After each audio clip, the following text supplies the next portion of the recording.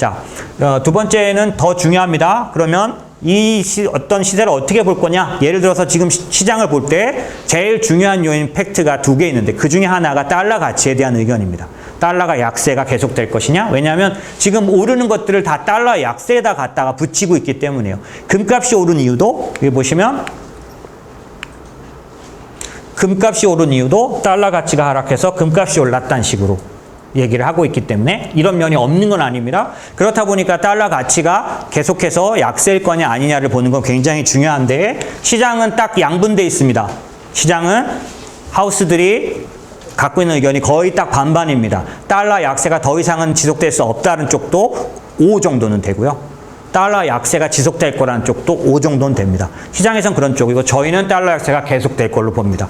보시면 달러 가치에 대해서는 스마일 커브라는 이론이 있어요. 그게 뭐냐면 이게 아주 심플합니다. 스마일 커브는 뭐냐면 달러는 언제 강하냐? 첫 번째 위험할 때. 시장이 위기가 왔을 때 강하다. 두 번째 스트롱 이코노미. 미국의 경제가 튼튼하고 강할 때 강하다. 둘 다 아닌 거죠, 지금. 위기는 코로나 위기의 위험은 좀 지나갔고 미국은 뭐 때문에 지금 그러냐면 트럼프가 대응을 잘 못했죠. 불과 한 주 전부터 마스크 인정했죠. 그래서 전 세계에서 지금 미국이 반이죠, 환자가. 예. 그래서 지금 선거에서 전전긍긍하고 있는 거예요. 불안하죠, 자기도. 그래서 백신 빨리 나오라고 막 계속 괴롭히고 있겠죠. 그렇죠? 어쨌든지 간에 잘못 대응했기 때문에 경제적인 모습도 좋지가 좀 못합니다, 현재는. 그래서 연준이 이번에 금융위기 때는 페드라는 제롬 파월이 하는 중앙은행이 일찍 달러를 풀어주지 않았었어요. 왜? 달러는 이런 거죠. 제가 좀 제 자랑을 하고 싶으면 이제 시간을 좀 끄면서 제 가치를 좀 증명을 하고 그런 다음에 딱 오픈을 하면 되는데 예전에 금융위기 때는 달러 금융위기가 왔으니까 모든 나라가 달러 부족으로 시달립니다. 외환 보유고가 적은 나라일수록 더하고 그 다음에 이런 때일수록 달러밖에 없다고 해서 최근에 얼마 전까지 이번 코로나 터졌을 때도 한국의 증권사에서 달러 사라고 하면 우리 회장님들께서 덥석덥석 사셨고 그런 지가 벌써 몇 년 돼서 계좌마다 달러가 얼마나 많은지 요즘 저희 해외 ETF 달러로 그냥 사겠다는 분이 아주 그냥 많으십니다. 예, 달러밖에 없다고 생각하시기 때문에 그렇습니다. 그런데 금융위기 때는 진짜로 그렇게 위험한 상황에서 달러 스왑이라고 아시죠? 나라마다 이 달러를 풀어주는 거 이거를 1년 동안 안 했었어요, 연준이. 이번에 어떻게 했습니까? 바로 한 달 만에 그냥 풀어버렸어요. 제롬 파월이 좀 후한 사람이라서 그럴까요? 그게 아니고요. 미국이 그만큼 다급한 겁니다. 미국 경제가 그 어느 때보다 탄탄하지가 않습니다. 왜? 코로나 쇼크라서. 코로나 대응 잘못한 게 경제에 영향을 많이 줍니다, 지금. 그래서 트럼프가 굉장히 많은 그런 원망을 듣고 있는 겁니다, 사실. 제롬 파월이 원래 그런 사람이 아닌데 계속 부탁합니다. 빨리 하원에서 결의하라고. 재정정책 써야 된다고. 계속 요즘 그 사람의 톤은 이겁니다. 코로나 그렇게 쉽게 좋아지는 거 아니다. 고용 그렇게 금방 좋아지지 않을 거다. 빨리 돈을 써라. 우리는 할 거 다 했다. 빨리 돈을 써라 그러고 있죠. 왜냐하면 그들이 보기에는 위태위태한 거예요. 그런데 만약에 돈을 쓰기 시작하면 미국처럼 충분히 아까 베네수엘라 같은 사태가 오지 않고 돈을 얼마든지 쓸 수 있는 나라가 또 없어요. 희축통화국이니까. 그러니까 저력은 충분히 있지만 트럼프가 재선한답시고 헛짓거리 할까봐 계속 경고하는 거예요. 하원과 민주당과 공화당이 코로나 바로 그때는 바로 결의해가지고 바로 2조를 쐈죠. 지금 어때요? 벌써 얼마 동안 벌써 한 달을 끌고 있어요. 이런 일이 과거에 없었으면 긴장 안 할 텐데 대공황 때 이 짓거리 하느냐고 대공황이 그렇게 길어졌던 겁니다. 공화당하고 민주당이 싸우느냐고.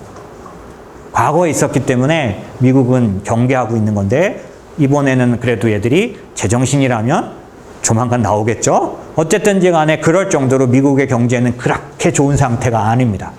다만 이 위기는 오래 걸려서 회복하는 상태가 아니기 때문에 관건은 소비인데 연준은 제롬 파월은 정신 차리고 소비를 살리는 정책에 올인을 한 상태고요. 트럼프는 정신 차리고 선거에만 생각하고 있는 거고요. 어쨌든지 간에 그런 상황이다 보니 달러는 약세가 될 가능성이 있다라고 보는 건데 저희는 이런 의견과 함께 유럽 때문에 달러가 약세가 지속될 거로 봅니다. 저희가 말하는 달러 약세 강세는 달러 인덱스라는 걸 말하는 거예요. 지금 코로나 때 103 갔다가 요번에 92까지 떨어졌다가 지금 93인 그거 말하는 겁니다. 그거는 6개 통화의 영향만 받아요. 6개 통화 중에 80% 이상을 유로화와 엔화 영향을 받습니다. 결국 유로화가 세면 달러는 약세가 될 가능성이 높은데 유로화가 왜 지속적으로 셀 수 있다라고 보느냐가 지금 되게 중요합니다. 이것도 하우스 중에 반 이상이 유럽 별거 없다라는 쪽이고요. 한 3분의 2인 것 같습니다. 저희는 유럽 이번에 큰 의미의 진전을 이뤘다고 보는 쪽입니다. 왜냐하면 재정 정책에 동의를 한 거예요. 유럽은 뭐가 없어서 지금까지 미국에 뒤졌냐면 통화 정책은 마리오 드라기라는 대단한 중앙은행장이 있었습니다. 그래서 정말 미국에 못지않은 양적 완화와 통화 정책을 썼어요. 하지만 유럽이 미국보다 훨씬 경제가 느렸습니다. 금융위기 끝나고 나서 회복된 정도도 훨씬 못했어요. 왜 그걸 어떻게 할 수 있느냐? 미국은 경기가 좋아져서 그걸 방어하느냐고 금리를 8번까지 올려봤는데 유럽은 한 번도 못 올려봤어요.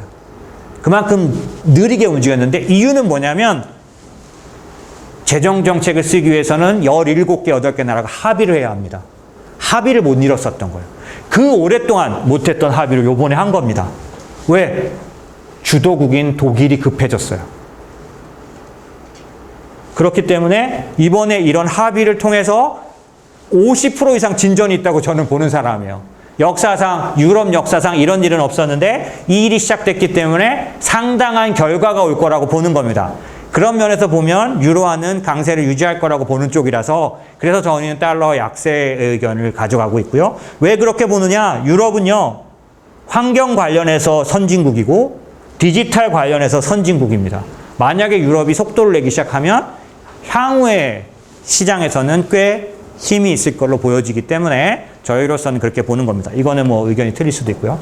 그래서 이제 의견을 말씀드릴게요. 달러 약세가 오면 말씀드린 것처럼 원자재나 신흥국은 달러 약세일 때만 투자할 수 있습니다. 왜냐하면 원자재는 달러로 거래돼요. 그렇기 때문에 달러 약세라서 원자재를 투자할 수 있느냐라고 하면 저희 의견은 원자재 투자하지 않는답니다. 왜냐하면 원자재는 실질 경기, 실질 수요에 기반해야 제대로 된 가격 상승이 나올 수 있어요. 자, 제가 시간 어떻게 되는지 알려주세요. 30분 정도. 빨리 하겠습니다. 자, 이것도 중요해요. 잘 들어보세요. 자, 금에 대해서 생각할 때 금은 주식이랑 채권이랑 달리 금은 원자재예요. 원자재는 주식 채권하고 뭐가 다르냐면 밸류에이션이 안 됩니다. 무슨 얘기냐면 비싸다 싸다의 기준을 잴 수가 없어. 주식이랑 채권은 잴 수 있어. 밸류에이션이 나와. 왜 그러냐면 주식은 뭘로 얘가 비싸냐 싸냐를 구별하면 돼요. 그 회사가 버는 이익으로 하면 돼요. 이익에 비해서 주가가 높으면 비싼 거예요. 이익에 비해서 낮으면 싼 거예요. 채권은 그럼 어떻게 밸류에이션 합니까? 채권이란 게 뭐냐면 회사채 같은 경우 3년 동안 주는 이자를 처음에 발행할 때 정하는 거예요. 그 이자를 할인을 하면 지금 채권 값이 맞는지 틀리는지를 비교할 수 있어요. 3년 동안 받을 이자를 환산하면 지금 채권 값이 비싼지 싼지를 할 수 있어요. 이해하시죠? 뭔가 아리까리하지만 이해하시죠? 예. 그래서 주식하고 채권은 밸류에이션이란 게 됩니다. 비싸다 싸다가 있어요. 원유, 금 밸류에이션 없어요. 왜? 아무런 밸류에이션 근거가 없어요. 그럼 비싸다 싸다를 뭐가 결정해요? 아니, 비싸다 싸다가 아니라 값을 뭐가 결정해요? 수요와 공급이요. 결국 원자재, 금 이거에 앞으로 오를까요 내릴까요는 주식 채권을 보는 거하고 전혀 다릅니다. 수요를 재는 거예요. 수요 공급을 따지는 거예요. 그래서 사실 투자하기가 더 어렵습니다. 여러분들이 보실 때. 그래서 여름에만 투자하라는 거예요. 실질 수요가 생겼을 때.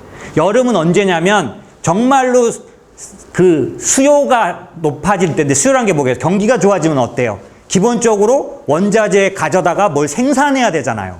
원자재 원수요가 높아진 때는 여름밖에 없어요. 그런데 이 여름이 왜 이렇게 10년 내에 드물게 오는 줄 아세요? 왜 수요가 이렇게 확 좋아졌던 옛날 우리로 말하면 경기 그 좋은 호시절에 왜 안 오는 줄 아세요? 여러 가지 이유가 있지만 사실 가장 큰 이유는 인구 구조입니다. 베이비 부모가 은퇴를 앞두고 있거나 은퇴를 했기 때문에 이 사람들이 소비에 참여를 해야 되는데 이 사람들이 소비를 강하게 할 수 없는 팩트가 지금 주요한 상황이에요. 그게 뭐예요? 저금리요. 은퇴를 했다는 얘기는 우리가 좀 기분 좋게 얘기해서 한 10억 은행에다 넣어놨다고 쳐보시자고요. 10억을 넣어놨는데 한 달에 받는 이자가 금리가 3%일 때하고 1%일 때하고 천지차예요. 지금 금리가 1%가 안 돼요. 그러면 은퇴자들 입장에서는 지금 여행을 여름 휴가를 난리 나서 물 난리 나서 못 가는 게 아니라 못 가요 그냥. 네, 이자가 이렇게 줄었는데 더 찾았으면 어떻게 되는 거예요? 뒤에 빵꾸가 날 거 아니에요. 나는 살았는데 나는 치료는 받아야 되는데 돈 없으면 어떻게 살아요? 그게 두렵기 때문에 소비를 확 줄입니다. 근데 전 세계적으로 고령화 인구가 엄청난 지배력을 가져요. 심지어 중국도 고령화됐으니까요. 그래서 베이비 부모가 전체 나라마다 가득 차 있는 3년 전, 2년 전, 1년 전 지금은 소비가 안 늘어나는 겁니다. 그래서 아무리 돈을 풀고 금리를 내려도 예전처럼 경기가 안 살아나요. 거기다가 아마존 같은 그런 기업들이 어때요? 가격 경쟁을 그냥 세리 해버리죠. 가격 안 높이고 걔들은 그냥 먹어버리죠. 조그만 회사가 가격 높이면 어떻게 돼요? 죽어요 그냥. 가격을 못 높여요. 가격을 못 높이니까 물가가 어때요? 안 오르죠. 오랜 동안 물가가 안 올랐습니다. 그래서 소비가 없어서 물가가 못 올랐고 아마존 때문에 물가가 못 올랐습니다. 그래서 오랜 동안 물가가 없었고 물가가 경기를 많이 좌우해요. 왜냐하면 지금 되게 중요해요. 만약에요 우리가 내년도에 냉장고 값이 비싸진다고 생각하면 이번에 냉장고를 들여놓습니다. 그런데 내년도가 돼도 냉장고 값이 안 오를 거라고 생각을 하면 굳이 지금 안 사죠. 소비를 미루잖아요. 이게 뭐냐면 소비를 미루기 때문에 생산이 적어지고 재고가 많아지고 디플레이션이 나타나는데 디플레이션이 나타나면 물가가 어때요? 안 오르는 거잖아요. 그럼 물가는 그럼 역순으로 볼 때 언제 오를까요? 경기가 좋아진다고 볼 때 오르는 거예요. 그러니까 물가가 안 오른 결과물이 디플레이션인 것 같기도 한데 물가가 미래의 소비를 기대하게 되면 이 디플레이션을 없애주는 선순환이 시작되는 거예요. 그러니까 모든 정부나 모든 중앙은행은 뭐에 목표를 두고 있냐? 일본을 보아하니 소비를 살리는 게 중요한 거예요. 소비를 살리는 방법이 뭔가 했더니 소비자들이 내년도에는 값이 오를 거라고 생각하는 거. 그래야 소비를 땡겨서 하잖아요. 예를 들어서 코로나 때 시작하고 나서 제가 뉴스 본 것 같은데 코로나가 와서 장사를 못할 것 같으니까 어느 나라가 자동차를 올해 그 달에 그냥 몇십 프로 할인했더라고요. 그랬더니 그냥 그 1년치를 다 팔아버렸어요. 그 달에. 예, 그런 것처럼 오른다고 생각하거나 할인이 있으면 사잖아요. 그런 것처럼 구매가 일어나야 경기가 순환을 하는데 구매를 하려면 물가를 기대하는 마음이 있어야 된다는 거죠. 물가가 오를 거라고 생각해야 구매하는 거죠. 예, 그렇기 때문에 지금 말씀드린 것처럼 실수요가 따라주지 않는 원자재 투자는 저희로서는 그렇게 권장할 수 없다라는 거고요. 금은 좀 다른데, 자, 그 달러 약세와 금을 연결하는 이런 생각은 저희가 별로 동의하지 않습니다. 금이 올라간 이유가 달러 약세 때문이라고 별로 생각하지 않는 편이에요. 그런데 금은 그럼 왜 올라갔느냐? 저희는 금리 문제라고 생각합니다. 이제부터 집중적으로 말씀을 좀 드려야 돼요. 무슨 얘기냐면 실질 요즘 시장에서 인플레이션, 실질 금리 이 얘기가 핫 이슈입니다. 핫 키워드예요. 시장을 이해하고 투자를 하는 데 있어서 이 두 가지를 이해하셔야 합니다. 금 투자에도 관련되고 주식 투자에도 관련됩니다. 왜 그런지 지금부터 10분에서 한 15분 정도 집중하시면 돼요. 실질금리 하락이라는 문제를 계속해서 시장이 얘기합니다. 이유가 뭘까 보시자는 거죠. 자, 금값은 달러 약세랑도 뭔가 연동된 것 같지만 리얼입니다. 실제 금리하고 금은 연동되어 왔습니다. 실제 금리, 리얼 일드라고 하는 게 왜 리얼 월드라고 리얼 일드라고 하냐면 실질 금리는 실질 금리는 왜 실질이라고 붙었을까요? 명목이 있기 때문에요. 명목 금리는 뭐예요? 그냥 우리가 발표된 금리, 우리가 머릿속으로 알고 있는 금리. 그럼 명목 금리와 실질 금리의 차이는 뭘까요? 5학년 때쯤 배웠을 것 같은데요. 네, 너무 오래되셨을 것 같습니다. 기억이 안 나시죠? 명목금리와 실질금리의 차이는 명목금리에서 인플레이션을 빼면 실질금리가 되는 거죠. 예를 들어서 우리가 은행에서 이자를 2% 받았는데 물가상승률이 1%라면 난 이자가 실제로는 1%야. 왜? 돈의 가치가 1% 하락했기 때문에 이자로 받았지만 이자가 아니야. 이게 실질금리죠. 네, 실질금리. 그래서 그 실질금리 문제가 지금 금투자나 주식투자하고 연결이 되는데 왜 그런지 이해하시면 되게 좋습니다. 자, 금투자는 금은 적어도 그냥 금리가 아니라 실질금리와 같이 움직이더라. 왜? 실질금리가 하락하는 구간에서 반드시 금은 상승해 왔다는 겁니다. 자, 그러면 아까 실질금리라는 게 뭐라 그랬죠? 금리에서 인플레이션을 뺀 거라 그랬죠. 그죠? 그러면 실질금리가 하락을 하려면 두 가지 팩트가 다 의미가 있겠죠. 명목금리가 떨어지는 구간에서도 실질금리는 떨어지겠죠. 그 다음에 명목금리가 혹시 안 떨어지더라도 뭐가 올라가면 실질금리가 또 내려가죠? 인플레이션이 올라가면 빼는 숫자가 커지기 때문에 결과 숫자는 작아지는 거죠. 지금 명목금리는 거의 떨어질 수 없는 상태입니다. 왜냐하면 연준조차, 미국 연준조차 제로까지 거의 내차는 0.25가 기준금리예요. 제로라고 봐야 되겠죠. 그러니 더 이상은 명목금리는 내려갈 수 없습니다. 그런데 실질금리는 하락한다는 거잖아요. 실질금리가 하락할 때 금값이 올랐다고 했다는 얘기는, 그럼 지금 실질금리가 하락하는 거는 명목금리는 더 이상 떨어질 수 없이 떨어져 있으니 뭐가 영향을 준 거예요? 인플레이션이 올라가서 빼고 나니 마이너스더라, 이런 얘기잖아요. 그죠? 그러니까 지금은 명목금리 문제가 아니라 인플레이션 문제라는 것 때문에 시장에서는 지금 인플레 얘기가 자꾸 나오는 겁니다. 누가 계산해봐도 뻔하니까. 지금 시장에서 실질금리가 낮아진다는 얘기는 금리를 내릴 수 없이까지 내렸는데 여기서 더 낮아졌다는 얘기는 얘밖에는 주범이 없으니까. 근데 우리가 생각할 때 지금처럼 코로나가 왔는데 인플레이션이 나타났다는 거 잘 이해가 안 되는 거죠. 아니 어떻게 경기가 이렇게 안 좋은데 물가가 오를 수 있어요. 그죠? 그러다 보니까 인플레가 깨어났다라고 할 정도로 이런 얘기가 나온 거고, 실제로 지난 금요일 날 미국장에서 금리가 올랐더니, 금리죠.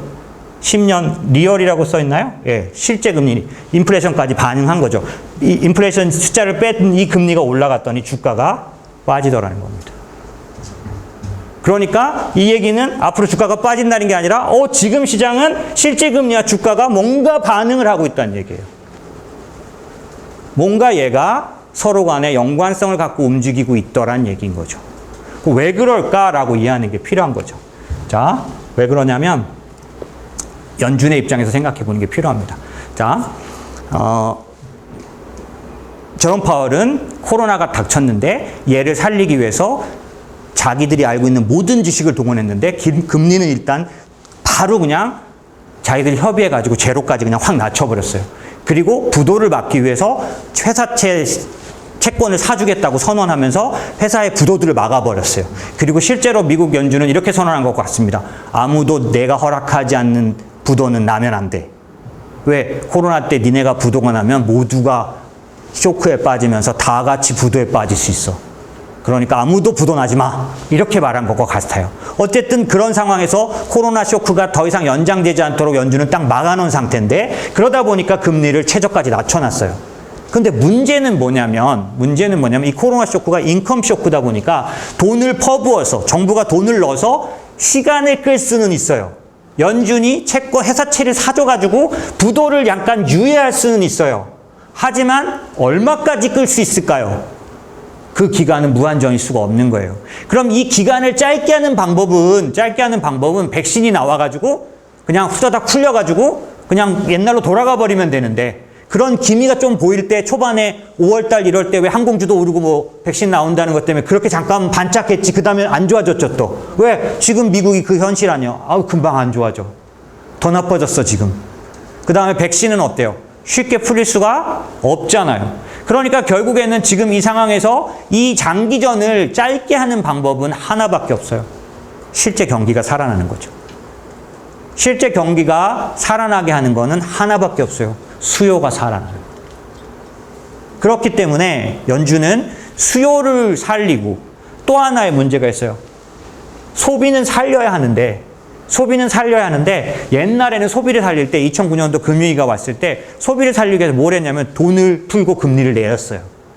그래서 어거지로라도 자산값을 올려갖고 뭔가 경기가 살아난다는 막 북치고 장구치고 해서 그나마 그래도 따라 움직이는 바람에 미국이 금리를 올릴 때까지 갔었어요. 근데 지금은 그 중에 대부분인 금리 내리고 돈 푸는 걸 못해요. 왜? 끝까지 다 해버렸거든 이미. 거기다 또 하나 금리를 더 이상 내리지 못하는 거 하고 또 하나의 큰 짐이 있어요. 그게 뭐냐면 금리에 대한 연준의 짐인데 뭐냐면 경기를 막 살려가지고 성공을 하잖아요. 연준이 성공을 했어요. 그래서 진짜 생각한 대로 경기가 좋아져요. 자, 경기가 좋아지면 금리는 올라가나요? 내려가나요? 아까 제가 뭐라 그랬죠? 경기가 좋아지면 금리가 어떻게 된다 그랬죠? 올라간다 그랬죠. 자, 그러면 환영할 일이잖아요. 경기가 좋아져서 금리가 올라가. 근데 연준은 그걸 받아들일 수가 없어요. 왜? 금리가 만약에 올라가 버리면 얘를 살리고자 했던 정부가 냈던 그 엄청난 빚, 그 채권빚이 금리가 올라가면 그 빚 때문에 이제는 정부가 망하게 생겨버려요. 정부가 부도에 시달리게 된다고요. 왜? 정부 부채가 이렇게까지 올라간 거예요. 5달 전보다 거의 3분의 1이 올랐어요. 정부 부채가 높아질 수밖에. 한국도 마찬가지. 한국이 GDP 대비 40%의 아주 우량한 국가였거든요. 150조 땡기고 나면 아마 몇십 프로가 더 늘어날걸요? 그럼 이 상황에서 만약에 한국은행이 나는 몰라, 금리 올려, 이렇게 해버리면 어떻게 돼요? 국가 부도 되는 거잖아요. 정부는 뭐 떼어먹을 수 있어요? 채권 발행했으면 이자 줘야지. 그러니까 지금 전 세계 중앙은행들은 금리를 올릴 수는 없어요. 국가를 보호하기 위해서. 그러니까 금리를 올리지는 않아야 되는데 경기를 살리면 금리는 올라가겠고. 이게 딜레마잖아요. 살려야 되는데 살리면 죽어. 어떻게 해요? 경기는 사는데 금리는 안 올라가야 될 거 아니에요. 그게 뭘까요? 그게 인플레이션인 거예요. 일정 수준까지. 왜? 보세요. 금리가 올라가는데 인플레이션이 나타나면 어때요? 실제 금리는 높이 올라가지가 않는 거죠. 실제 금리 에펙트는 물가와 금리잖아요. 그런데 이 금리를 더 이상 내릴 수는 없어요. 그래서 부양을 하기는 어려워요. 금리 내리는 부양책은 못 쓴다는 거예요. 더 이상. 쓸 때까지 다 쓴 거예요. 근데 부양은 해야겠어요. 그럼 금리가 더 낮아져야 되겠죠. 우리 증시의 사람들도 다 그걸 보고 있는 거예요. 금리가 떨어질 것인가. 근데 더 이상은 떨어질 수가 없잖아요. 금리가 왜 떨어지는가를 바라고 있는지를 이해하시는 게 오늘 공부의 반인데 금리가 떨어질 때 주가가 올라갑니다. 시간이 없으니까 제가 빨리 얘기 드릴게요. 자, 제가 오죽하면 이것도 나왔어요. 이게 뭐냐면 뉴욕 대학의 스턴이라는 그 대학교 그 대학원 교수님이요. 그 다모다란이라는 사람인데 이 사람이 유명한 말을 했어요. 뭐라 그랬냐면 왜 내가 밸류에이션을 공부하는 줄 아세요? 나는 내 안에 있는 레밍과 싸우기 위해서요. 그래서 레밍이 뭐냐 했더니 레밍이 얘예요. 쥐새끼 이름이 레밍이에요. 설치류인데 얘들은 무슨 특징이 있냐면 개체가 늘어나면 이동을 해서 넓은 데로 이동을 해요. 근데 이동을 할 때 요런 짓거리를 하는 거예요. 직진밖에 없어. 노빠꾸. 그래서 생각 없이 그냥 다 떨어져 죽어. 생각이 없어. 네. 그렇기 때문에 이런 걸 레밍 효과라고 해요. 투자할 때 군집 효과. 무 따라가서 버블에 다 꼬라박고 죽는 거. 이걸 레밍 효과라고 해요. 다모다란이 뭐라 그랬냐면 난 레밍이 되지 않기 위해서 밸류에이션 하는 거예요 라고 말했고 이 사람이 레밍 3가지를 분류했는데 그 중에 자기는 어떤 레밍이 되기 원하냐? With a life vest. 구명조끼를 입은 레밍이 되고 싶다는 거야. 떨어져도 살 수 있도록. 구명조끼를 입는 방법이 밸류에이션 하는 거라는 거죠. 높으냐 낮으냐를 계속 생각하면서 투자하는 거라는 거예요. 그래서 이 사람이 전 세계 밸류에이션의 대가고 아버지예요. 예. 그래서 어쨌든 이 사람이 이렇게 말을 하는 거 제가 여기다 왜 넣어놨을까요?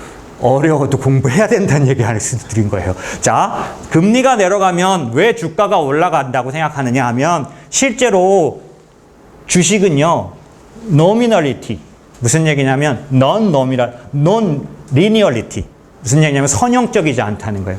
무슨 얘기냐면요, 금리가 저금리일 때, 고금리일 때 금리가 떨어지는 게 주가에 끼치는 영향이 다르다는 거예요.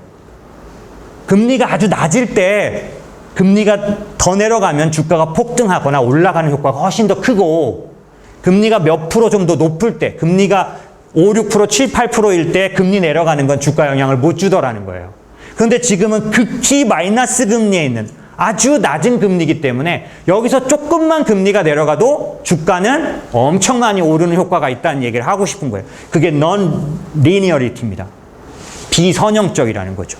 사람들은 선형적이라고 생각하지만 주식시장을 조사해보니 비선형적이라는 거예요. 금리가 낮을 때 영향이 크고 높을 때 영향이 작다라는 거 표로 표시했습니다. 자, 보시면 금리가 3%일 때 금리가 마이너스 40pp 빠지면 금리가 떨어질 때 12.37%가 올라가는 효과가 있는데, 3%일 때 금리가 3%가 아니라 5%일 때 금리가 더 내려가는 건 영향이 8%밖에 안 나타난다는 거예요. 무슨 얘기냐면 지금 같은 실질금리 마이너스 시대에 금리가 낮아지거나 금리에 의한 민감도가 훨씬 더 높아져 있다는 거죠. 훨씬 더 주식시장의 밸류에이션을 높여놓는 효과를 가져온다는 겁니다. 그래서 지금 실질금리 마이너스 시대가 되면 주식의 밸류에이션은 여러분은 못 느끼지만 많이 올라가 기대치가 높아져 있고 밸류에이션 가치가 높아져 있다라고 볼 수 있다는 얘기입니다. 조금 어렵습니다. 하지만 실제적으로는 이미 현상적으로 나타나는 현상이기 때문에.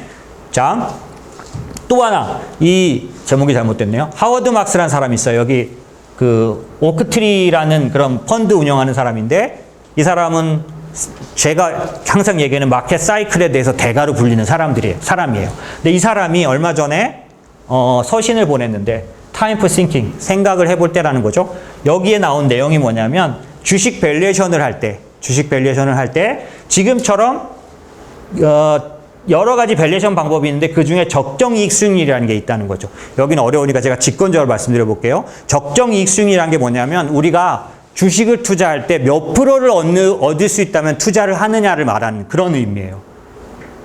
그게 사실은 더 리스크 프리미엄이란 말에 더 가까운 말인데, 에쿼티 리스크 프리미엄이란 게 뭐냐면 내가 주식 투자할 때 지불하는 대가 대신 수익률은 몇 프로가, 그래서 주식을 투자했을 때 5%를 받으실 건데 주식 하실래요? 주식을 투자하셨을 때 3%밖에 받지 못하는데 주식 투자하실래요? 라고 말할 때 3% 벌 거면 저 주식 안 해요. 그럼 몇 프로 드리면은 몇 프로 버시면 주식 하실래요? 저는 한 7%는 해야지 주식하죠. 이게 리스크 프리미엄이에요. 에쿼티 리스크 프리미엄은 뭐냐면 내가 주식에 투자한 대신 얻고자 하는 기대 수익률. 이 기대 수익률이 리스크 프리미엄이 기준이 뭐냐면 기준금리하고 얘를 합친 거가 이 적정이익 수익률이라고, 적정이익 수익률을 100으로 나누면 그게 PER 기준이 돼요. 그래서 나중에 이거는 한번 보시고요. 예를 들어서 최근에 히스토리컬 리스크 프리미엄을 따지면 4% 정도가 나오는데, 적정 이익 수익률이 무슨 얘기냐면 내가 주식 투자해서 4%를 벌어야 사람들은 주식 투자를 한다는 거예요. 그러면 S&P가 얼만큼 올라갈 수 있는지 한계를 따져볼 때 100을 4로 나누면 25잖아요. 그러면 S&P는 PER이 25라는 뜻이라는 거예요. 그러면 EPS 곱하기 PER을 하면 가격이 나오죠. S&P는 2,900까지 갈 수 있다는 뜻이에요. 적정값이 2,900이라는 거예요. 요즘 최근에 사람들이 리스크 프리미엄이 3%고 기준금리가 1%라면 지금 같은 시대에서 S&P는 2,900까지 갈 수 있다는 뜻이에요. 그런데 여기에 변화를 주는 요인이 기준금리와 리스크 프리미엄이다 보니까 지금은 실질금리 마이너스 시대죠. 금리가 더 떨어졌죠. 자, 이 부분이 떨어져요. 이 부분이 떨어지면 이익 수익률이 적어지는 거죠. 이 부분이 떨어지면 나누겠을 때 PER이 높아져요, 낮아져요? 여기가 작아지면 당연히 이쪽이 커지겠죠. 보세요. 만약에 지금 계산법대로 해서 이익 수익률이 2로 나왔단 말이에요. 여기 성장률이라는 거를 생각 안 하고 어쨌든 얘 자체가 아까는 4였는데 2를 마이너스해서 2가 나왔어. 이 성장률이 2가 되면 여기 100 나누기 2가 되잖아요. 그럼 PR이 50까지 나온다는 거예요. 50까지 나오면 S&P의 적정 가격이 5,800까지 가능하다. 제가 지금 뭐 S&P 5,800까지 갈 수 있다는 뜻이 아니라 지금 말씀드린 것처럼 이 금리가 변할 때 주식값의 적정 값이 변한다는 걸 이해하셔야하는 얘기하는 거예요. 금리가 주식값에 어떻게 영향을 주는지 다른 측면으로 한번 보시자는 얘기예요. 지금처럼 실질 금리가 마이너스 되는 시절이 올 때 왜 주식에 대한 기대 수익률이, 주식에 대한 기대가 높아지는지, 왜 사람들이 돈을 넣는지, 그리고 각 주식의 값에 대해서 우리가 다르게 계산해야 되는지에 대해서 이해하시는 게 필요하다는 겁니다. 지금 제가 말씀드린 이유는 뭐냐면 여러분들이 시장에 진입해서 뭔가 투자를 하실 때 기본적으로 여러분이 생각하는 기준으로 너무 많이 올랐어. 이거 버블하냐? 경기가 안 좋은데 이게 말이 돼? 이런 얘기는 오늘 제가 쭉 말씀드렸지만 상당히 일리 있지 않은 생각일 수 있다는 얘기 드리는 거예요. 그리고 유동성이라는 게 가져오는 효과는 아까도 말씀드린 것처럼 돈을 풀고 금리를 내리면 주식값을 다이렉트로 올려놓는 효과가 있다는 얘기 제가 드렸죠. 왜? 돈의 가치가 떨어지니까. 그러면 돈의 가치가 떨어진다고 생각했을 때 지금 억수로 많이 돈을 푸는 건 우리가 이해하시잖아요. 왜? 코로나를 벗어나려고. 다 살자고. 정부가 돈을 찍어갖고 연준이 돈을 찍어서 중앙은행이 엄청나게 돈을 찍어서 퍼붓고 있다. 이거 팩트예요. 그렇죠? 그러면 우리는 앉아서 내 자산 가치가 떨어진 거를 생각해야 된다는 겁니다. 그럼 얘를 막을 수 있는 방법은 미국으로 가도 방법 없어요. 그죠? 그러면 방어를 해야겠는데 방어를 하는 방법은 내가 들고 있는 자산값이 그만큼 오르게 해야 됩니다. 그러니까 지금 여러분이 만약에 잘 골라서 아파트 사시려면 사십시오. 그건 제가 못 도와드릴 것 같네요. 예. 어쨌든 그런 것처럼 사실은 올라가는 자산에 내 자금이 들어가서 상승에 편승해야 합니다. 부동산은 한국이 지금 그걸 못하게 하는 부분이 좀 있다고 보니까, 그리고 뭐 저는 강남의 아파트가 너무 많이 오랐다 생각하는 안 하는 편인데 어쨌든 이제 쉽게 투자 못하지 않습니까? 그러면 내 자산을 보존하는 또 다른 방법을 찾아야 하는데 그 또 다른 방법은 금융시장 안에는 있더라는 겁니다.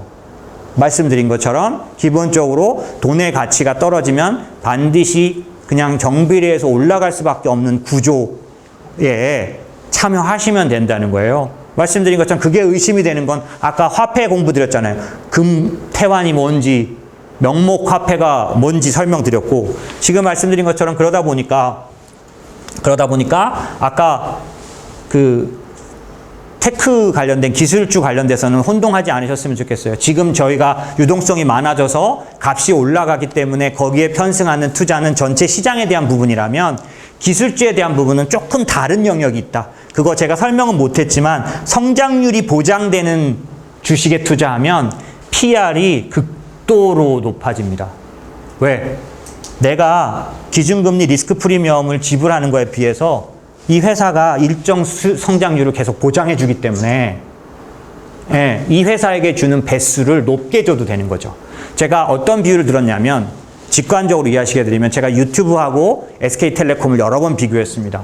SK텔레콤은 자본금이 엄청나게 들어갔기 때문에 똑같은 18조 매출이 발생해도 이익률이 다르다.